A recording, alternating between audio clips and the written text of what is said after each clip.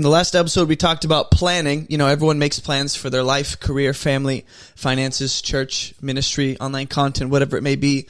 But how do we effectively make plans without becoming more committed to our plans than we are to God? Let's talk about it. You're listening to Above Reproach Church Podcast, a podcast created for the local church. Our goal is to tackle tough church issues through thoughtful conversations like the one you're about to hear. Whether you're a church leader or a layperson, we pray this episode empowers you to play your role within the global, timeless family of God. This is Above Reproach Church Podcast.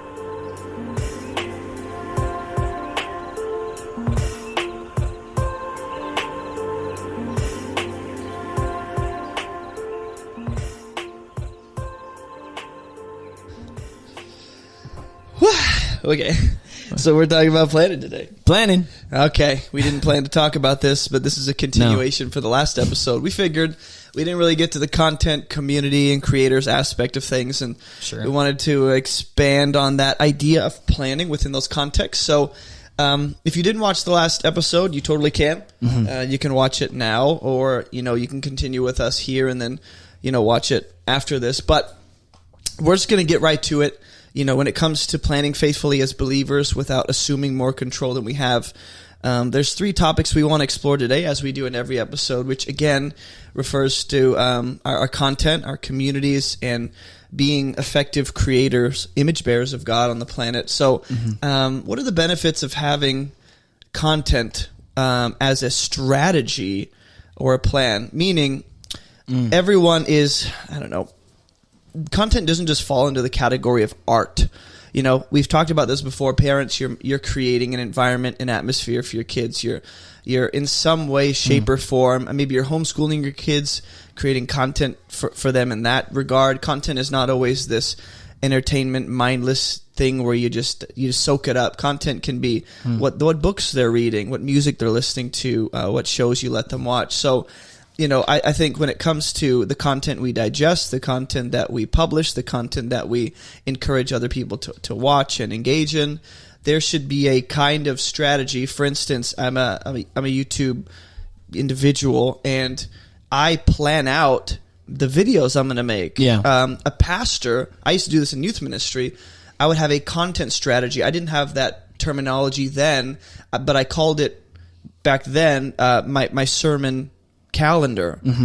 Pastor Stewart actually taught me to do that. He said, map out, the sermons you want to do for the next 6 months. So you at least have a general direction. And what I didn't know is that I was forming a content strategy, a plan for how I was going to deliver content to the youth. And so, what are the benefits, do you think, of having a content strategy or plan in place as leaders, as content creators, as parents, as whatever role you play in the body? I don't think this is just exclusively to creators. Sure. Yeah. We had to really think about that. I'm trying to think of how I might apply it to the average individual who's like, I don't make content. So let me think about that while you keep going. Yeah, I think in all aspects, when we are strategizing with content and the content that we'll create, again, like that's adapting to parenthood, to your relationships in your marriages, and all this different stuff. It can adapt to all different forms of life and walks of life and where you're at. But I think it gives you direction. I think it overall that keeps you accountable in your purpose and where you're going. Not only that, it can also help lead to consistency in your life. And I think when you have a content strategy, the content plan, whether it's in leadership, you're seeking after unifying in a group, you're seeking after unifying if it's in a relationship, with your partner. It all leads to bettering and maturing and growing. But ultimately, I think it keeps you in line with the direction that God is leading you to ultimately, because that's what we're talking about is, our purpose and striving to, how we can benefit the kingdom of God, through content creation. Consistency and direction. 2 key points we want to really focus in on is that when you put a strategy in place when it comes to, and what I mean is like, how much will you put, let's say you're a YouTuber like me. Sure. Or let's just go with that one. Let's just say you're creating content and you're just getting started in the online space.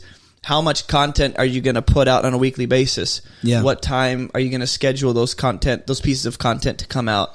Will you go live? Will you do shorts? Will you just do 5 to 7 minute videos? Is it audio? Yeah. Is it video? What's the topics?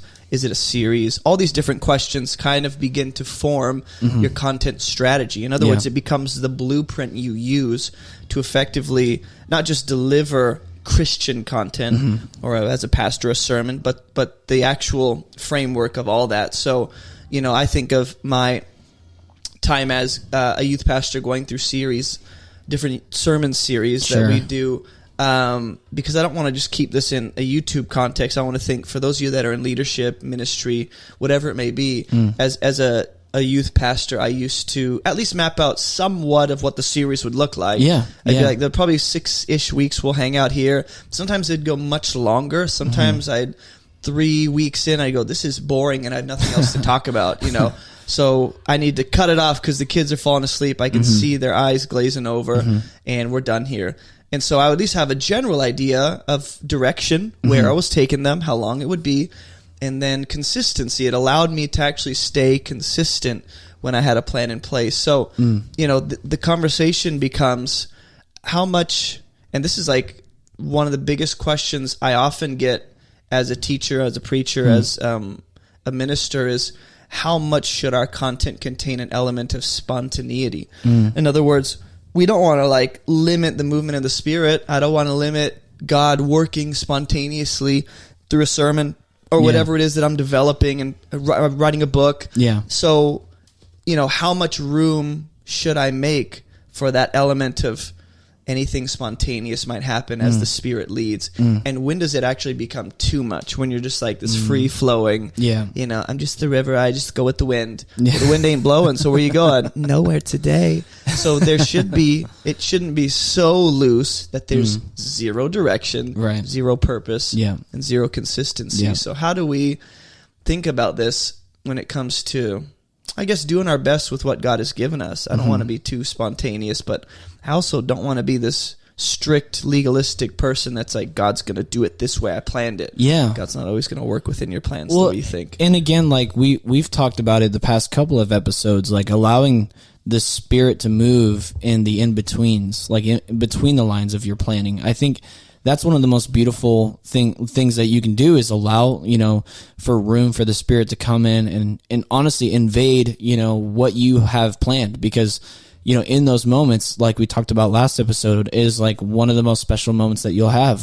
Some of the moments that I recall back on the most in youth ministry have been moments where it's just been spontaneous, and we're like, hey, we're going to do this time. There's plenty of times, in whether it was the prayer series that we did back in youth group or the Abide series, where we were going and we had these plans and things like that, but then all of a sudden you're like, okay, I actually feel like the Spirit's, leading us to do this tonight. And it was special because, we prayed about it, you prayed about it and sought after the Spirit and what the Spirit wanted, for us to do as a group. And, we all agreed on that because, you were our leader, and, we felt that you were, strong enough in prayer and discerning, where you were like, let's do this thing. And you guys were wrong, dead wrong. Dead, absolutely wrong. Yeah. I made a mistake. It was awful. But something as spontaneous as, and I don't know if it was necessarily planned in your mind, but I think it kind of popped up randomly. There was the time that I look back on a youth ministry when you were like, hey, let's do a Q&A series, where it's not necessarily going to be sermon based, but we're actually going to have breakout groups where we go and we talk about these serious subjects. And it you're having a hard conversation, but it led to these students asking questions that maybe they're not able to ask normally in a youth group because they're just sitting down and, and listening and things like that. And again, you just see the Spirit move, and it also empowered your leaders too. It empowered me. It empowered, people like Taylor Jackson and Sean and Caitlin and all these people, right? Who had a part and a piece, but it also gave you an opportunity to trust in your leaders. And, I think that again, it correlates to any aspect of life, whether, you're entrusting, your leaders in a small group setting, whether you're entrusting, your spouse or, it relates in other areas as well. And so, yeah, that's a good point, because what I have listed out here is content communities and creators, but the idea of the Spirit of God spontaneously leading you to do something you didn't plan falls under every category of life, whether it's with your finances or in your family, or you planned a vacation and now God's saying, actually, I want you to do this. And you're like, whoa. Or, those youth group nights where it's like, I worked hard on this sermon and God goes, yeah, trash it. I have something brand new that you didn't know I was going to do. And I go, oh, dang, that makes me look stupid. But if that's what you're asking me to do. So this idea of planning and strategizing does not just relate to content creation. We're just contextualizing it in that way. This is for your life. Yeah. For your life, there's going to be those spontaneous moments where God is asking you to do something you didn't plan. And how do you navigate that? Well, I think having a plan in place for everything in life, some general sense of where we're going and what we're doing, so we can be consistent, that's helpful. So let's break it down in a community kind of culture context, 'cause I think most people will resonate more with this. What does it even mean to have a plan or a strategy for the communities we're a part of? Think about the local church you're a part of. Think about the family you're in, whether you're a kid or you're a parent leading kids. Think about your organization that maybe you're just another employee, but you're a part of something bigger than yourself. Yeah. All these different, your neighborhood, your city, all these different community contexts we find ourselves in. What does it mean to even have like a strategy and a plan for the communities God has placed me in? And I think of Paul. Every time he started a church community, he did have a general blueprint that there would be elders. He would be there discipling after people receive the gospel. Right. He'd be there inspiring and encouraging and instructing. He'd stay there sometimes 6 months, sometimes 2 years.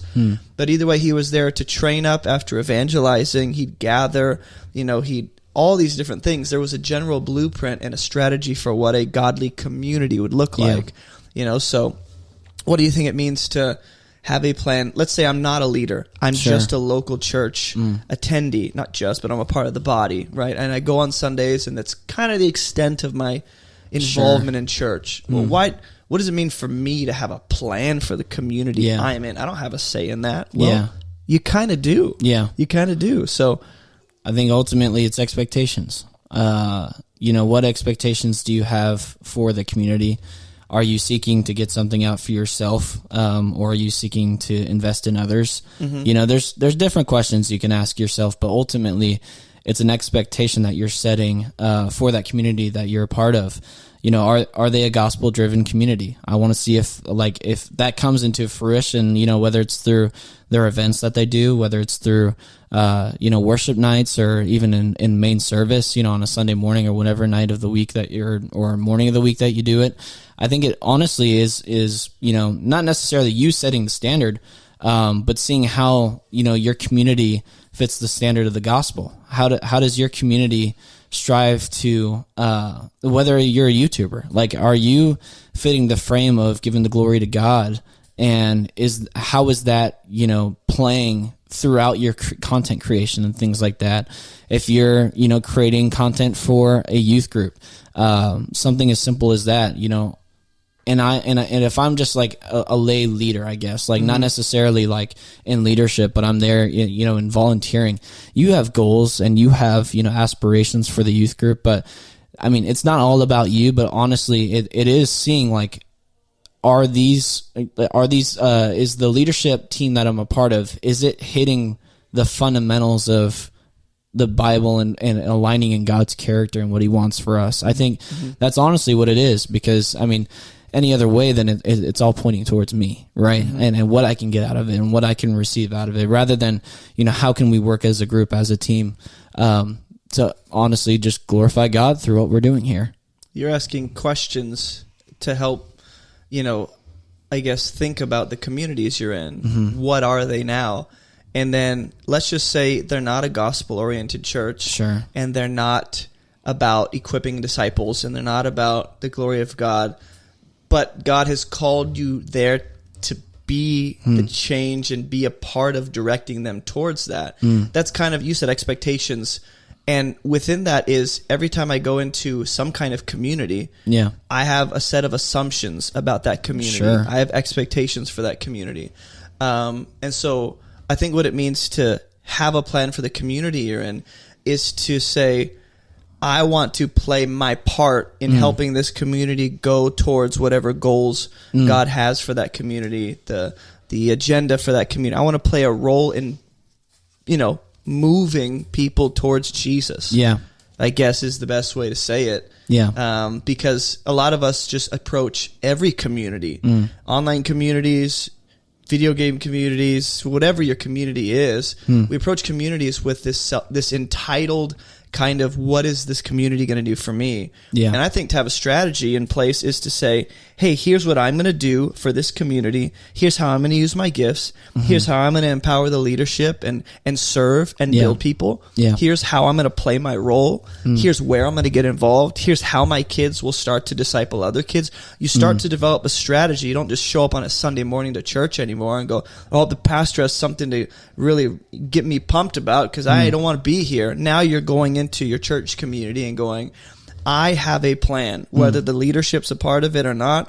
God has called me and equipped me to play my role and have a plan in place to make this a better community. Yeah. I don't need permission necessarily to make a place a better community, but maybe I would eventually talk to the leadership and go, hey, I notice there's some gaps I'd like to fill. Can you show me how I might be able to do that or where you need help? I have a plan to be a benefit here and to add value here. That's a helpful way to think about it too. I think some of you may or may not be basketball fans, but this actually came up this week. If you know or not, Giannis from the Milwaukee Bucks, they just lost in the series, and it's kind of unexpected. They seem like the top dog and things like that. And he was asked this question. I think it actually relates perfect with what we're talking about. Failure one? Yeah. And it was one of the coolest conversations that I've ever seen, see a sports player answered, in media and things like that. And basically what he was asked is, do you view this season as a failure? And you can just see him kind of rubbing his, his head, how could you even ask that question? Which is kind of funny because it seems like a kind of regular question that somebody would ask, do you view it as a failure? It's an honest question. But it's a Giannis question. Yeah, a Giannis question. Good wordplay right there. I know, right? Bar. Such a dad. But his answer was, Michael Jordan, who's viewed as to some as the greatest of all time, he played 15 seasons, and he won 6 out of those 15 seasons, where the other 9 a failure. And I guess what it all points to is, what is your version of success? And I think that's where it comes into this conversation is, what's a successful group to you? And I think the best teammates are the best role players in these groups, because the more that you can do the best in your role and not go outside of that role and try to, necessarily expand yourself or to better yourself, the more healthy, first and foremost, that your group will be, right? Because you're not trying to force something that maybe God hasn't designed you to be, but then also you get to be a part of something that's greater than yourself. And I think that's where it all ties into this conversation, because, players like Giannis, they're superstars, right? And there's a high expectation and things like that. Well, do you have a high expectation of yourself that's greater than what God has given you? Ask yourself a real question, what has God called me to? And bring it back to the basis, what is success in God's eyes and, in whatever I'm doing? If I take a loss by trying something, it's not a failure. You're just learning. Perceived as one. Yeah, you're learning and you're growing. And I think that also ties into what you can do as a group, as a team. When I'm approaching this community based, whatever it is for you. You're wearing a Kings jersey. You're a part of the Kings community. I am a part of the Kings community. And this season, not a to me, jersey, but it's a jersey. Yeah, and for me, again, if you don't know sports, I'm sorry, but they're getting lost. We were out of the playoffs for 17 years. 16 seasons. As a senior in high school, never seeing the Kings make the playoffs. I literally my whole life, don't remember the Kings in the playoffs. Oh my gosh. It's been a majority of my life. And the coolest, part about it is I get to watch them now, build a culture and be successful. Why? Because it started from the leadership. It started from, the head coach, the GMs, and all this different stuff. We're getting real sporty. But, this all does tie into what we're talking about, where you're saying the best teammates want to help their team. Yes. And it starts with the leader. Who is your leader? Do you know your leader? Do you know what they're about? Do you know their values?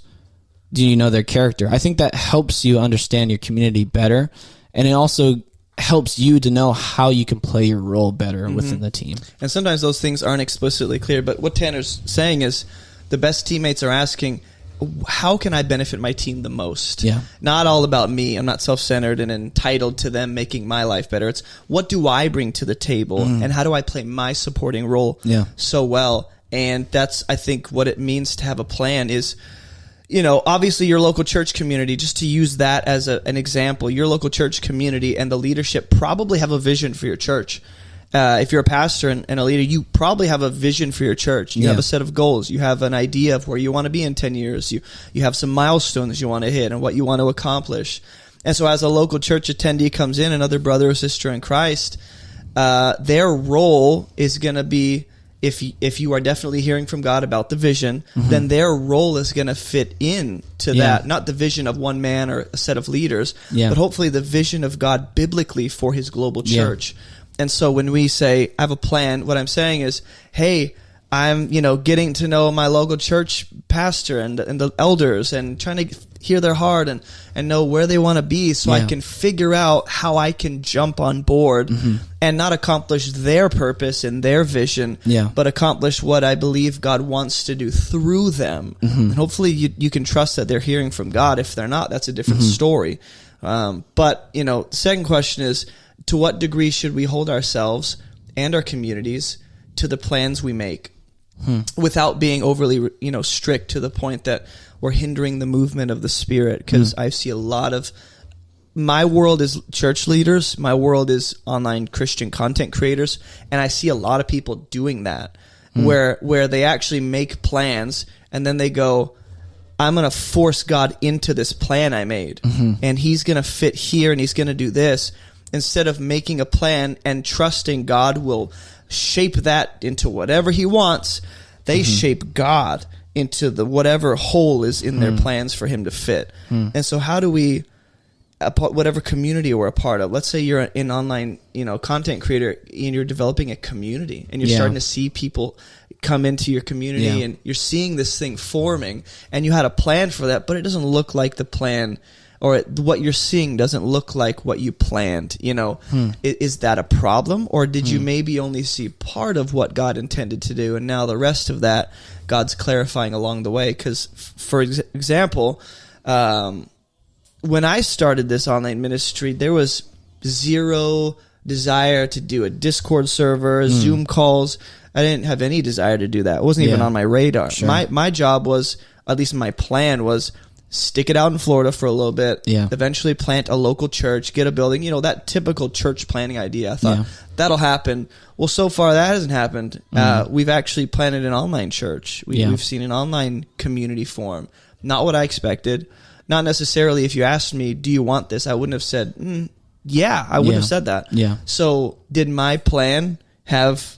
did I miss it with my plan? Probably. Sure seems like it. But I made a general plan of what I wanted, and I went after that. And by doing so, God clarified along the way what he was actually doing. So I didn't restrict him and go, hey, I said I'd have a church by now. I said I'd be a pastor of a local church building, but you're doing Zoom calls and I don't like it, so I'm going to stop it. What I said was, hey, look, Lord, I'm doing what you asked. And what results from that seems to be like people want to meet after the sermon and have Zoom calls, and now we have a Discord church forming. And you know, I actually just went with the Spirit and trusted He was leading and forming what He wanted. So how do we, you know, make plans without being so strict that there's no opportunity for God to change it? Again, I think it goes back to the last episode, you know, where I said we manage what we can control, and there's only some. There's check it out. It was good. It was a good way to enter into this conversation, but there's only so much that I can control, and I think, again, like I've said it so many times, when we over expect of God and we make out these expectations for God to follow through with, you know, my plans. That's usually when we get most disappointed. But for you, you know, you had a plan, you had a vision of how things might have gone, and it might not have played out the way that you wanted it to, but you adjusted. And I think that's the part that's really important, is when you're creating a culture, when you're creating an environment, when you're creating a team, you know, all these different things, you adjust to the culture that God is cultivating and bringing in. And I think that's one of the most powerful tools that you can have as not only a creator, but as a believer, adjusting to the plans that God has for your life by also managing what I can control along the way, which is I can make a choice, I can plan things out, but again, allowing room for the Spirit to move in that allows for me to be more open to God rather than so, like you said, restricting, you know, the Spirit's movement and things like that, because you can. You know, I think that's why there's the verse that says, you know, do not, you know, hide your lamp under a bushel. You have the control of letting that lamp out on the table and setting it out. Like, you have that ability to do that. God has given you authority. He's given you the opportunities of being able to shine his light and glorify him. We've been empowered with that. It's not necessarily this full control over my life where I have no choice and things like that. I can see God move through me and the decisions that I've made, and I think it's a powerful tool when you give God, you know, the availability to move through what you're creating. Some people would say, "Yeah, but I made a plan, and if I adjust it, I feel like I'm compromising. You know, I feel like I'm just being lazy. I feel like I'm not as responsible with this vision God's given me." And that kind of leads into the third question, which is, how do we know when our plans need to be adjusted versus when we need to keep the plan in place? In other words, when is it faithfulness to stay committed? And when is it foolishness to stay committed?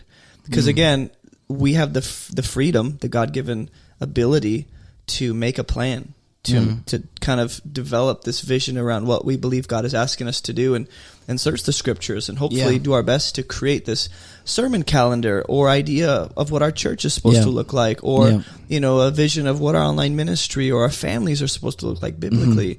And when they don't look like that and our plans seem to like not at all fit reality, when do we hold tight to our plans and go, God's going to make it happen, God's going to make it happen? And when do I actually go, you know what, I definitely had wrong expectations of what God was going to do, so I need to make some adjustments. And I think the only way to navigate that, man, there's no universal answer that I can give, except that you need to pray consistently. You really do. Like, if you're not praying on a daily basis and communing with God and asking for his direction, then you won't really have the wisdom or the confidence to appropriately make those decisions. Discernment comes from having my mind renewed. And so if I can just spend as much time in the scriptures with God as on a daily basis as I can, then my discernment will be trained. Hebrews tells us to have your discernments trained. We think we're just like, we're given this ultimate discernment when we come to Christ. No, that thing is sharpened and trained and developed.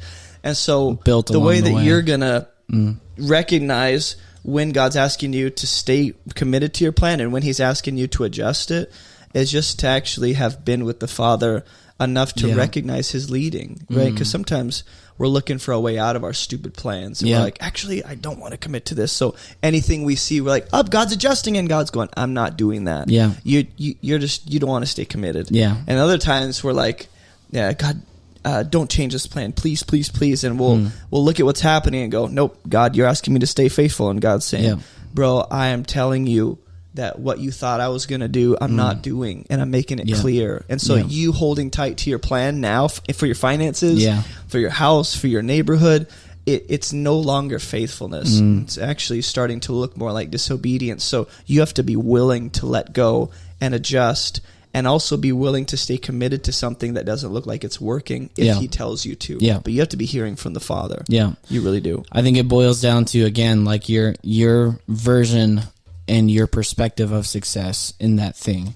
For you, you know, in youth ministry, you told us of a vision that you had where you saw Placer High School. Still holding to that. And people think I'm crazy. I don't even live there anymore. Exactly. But it's like, you saw a football stadium full of kids worshiping Jesus. Your plan, or, you know, what you were, you know, planning on doing at FBC wasn't a failure because that didn't happen in that time. Your plan was planting those seeds to what could lead to that. And I think that ultimately it relates to what, I'm planning for in my life, and the things that the expectations that I have is, do I view my plans as unsuccessful because God takes it another direction, or just, it's maybe not the timing, not necessarily that it just turns another direction, but maybe, I just have to wait on God, kind of like what we talked about a couple episodes ago, after your series. It might just take some time for that thing that you envision to happen. Mm-hmm. And you may not even necessarily be involved directly in that thing, but you may be planting the seeds. David had a vision of the temple. Yeah. Yep. So, and Moses too, taking the people into the promised land. And like, there's just so many instances where you see that, where, well, I was called to this thing, but I wasn't necessarily directly in the result of that. Mm-hmm. Right. Abraham, you're going to have land. It's everywhere. It's everywhere. And I think that can be an encouragement to us today, is I get to be a part of something that I might not even see. But are you making the plans to help someone else see it when you're gone? Same with your kids, parents. You're planting seeds in your kids, and who knows what you'll see down the road, when they're in their later years and they're parenting their kid and their kid is parenting their kid. What seeds are you planting in generations to come in your family, however long that might be. Are you planting seeds of Christ in your family and the gospel and truth in them, or are you just allowing them to make the choices that they want to make? So what seeds are you planting? I think that's ultimately, what it boils down to when we're, thinking, should my plans be adjusted? I think it honestly comes back to the question of, what is my view of success? Because if success is God taking in another direction and I see him working through my plans or even in his own timing and I might not even see it, I think that's probably a better mindset than I need to see it. Mm-hmm. I need to see it. I need to be there. I don't have to be a part of it. I just need to set the tone and plant those seeds. Yeah. Let's work with the farmer analogy, because you said planting seeds. Yeah. Farmers have plans for their crops and their land and their whole farm, right? They have plans. But there's a lot you can't account for. There's a lot that you don't know is going to happen. There's a lot you cannot control. That doesn't mean they don't make plans, because they're like, well, there's some things I can't control, so why plan at all? It's you actually make a general outline or plan for what you want to happen, and then whatever doesn't happen, that's fine. Yeah. I don't think people would probably say, I failed because I didn't hear God in my planning. I actually think God allowed you to make the plan you did, because if you knew everything he wanted to do and he actually showed you everything, you probably wouldn't have went forward with it. Yeah. If God showed my wife and I what we'd be doing a year and a half out from moving from California, I don't know that I would have still moved. No. So what he did, he said, Same. Here, make a plan.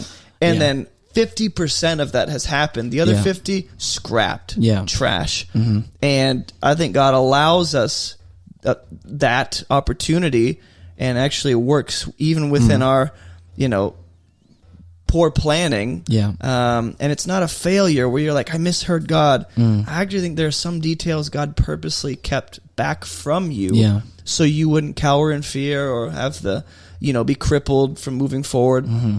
I think God is smart in what he chooses to reveal to us, but also in choosing what he's going to conceal from us. Yeah. And your planning has to account for that. You have limited knowledge. That's fine. Yeah. Trust in God to know what you don't. And then when you see things starting to take form and you're like, this is clearly of God, but this is not what I planned. Yeah. You have to trust that what he knows is better than what you planned for. You just don't know it all. So, that's kind of, I think, the best way to close this out is for those of you that are parents and you're planting seeds in your kids and you're hoping certain things happen.